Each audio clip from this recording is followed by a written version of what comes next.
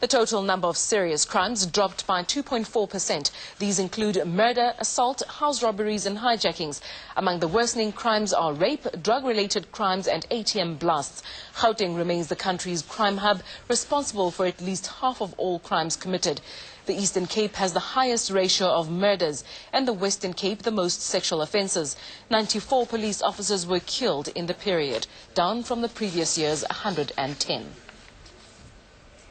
Let's take a detailed look at the figures.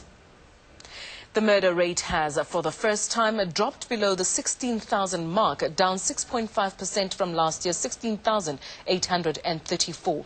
Attempted murder has shown an even sharper decrease. Assaults is generally down. Sexual offences have also dropped, but rape has risen by over 1,000 cases to over 56,000.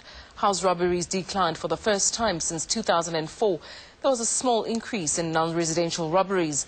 Commercial crimes are also slightly up, but dominated by cybercrime. Car hijackings are at the lowest levels since 2003-2004, while truck hijackings also decreased dramatically. Cash and transit crimes are down and bank robberies significantly too. There's a staggering 61.5% increase in ATM blasts. Drug-related crimes also increased substantially. Cases of drunk driving were up 4.5%. Let's take a look at some reaction, mostly positive. It was not natural that there was thunder somewhere and things turned around. People have worked under our leadership and too many new things were discovered going forward, which we see the impact that we all believe we shall continue. We're delighted that overall the crime stats show a downward trend, and we're also very delighted that the crime stats in the Western Cape in key areas are also on a downward trend. But one instance of crime is one too many. We take this as a revolutionary development on the fight against the scourge of crime.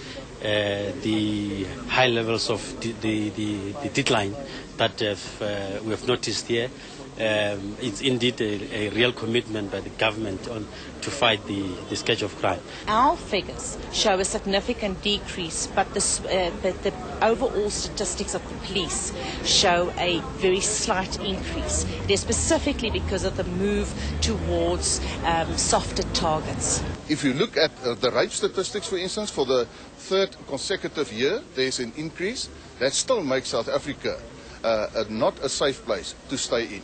The police minister is concerned about the low conviction rate, currently standing at around 10%. We have, as the police leadership, emphasized to the management that they need to secure more and more convictions, because arresting and charging is not enough.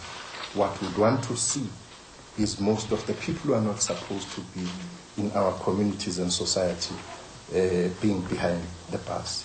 And experts warn that certain types of crimes, including farm murders, domestic violence and corruption, should be recorded separately in order to fight them effectively. We really need to start having a much better disaggregation of the crime statistics. We need to know, for instance, what's happening with corruption. We didn't see corruption mentioned there, so we have no idea, is it going up or down? Or are more people being arrested or charged for it or not? Similarly, farm attacks. If you don't release statistics, what tends to happen, and people are worried about crime, is that they start creating their own versions of what they think is happening. A lot of anecdotal evidence gets spread around. Civic organisation AfriForum says farm attacks should be a separate category. Prashant Pillay, SABC News, Pretoria.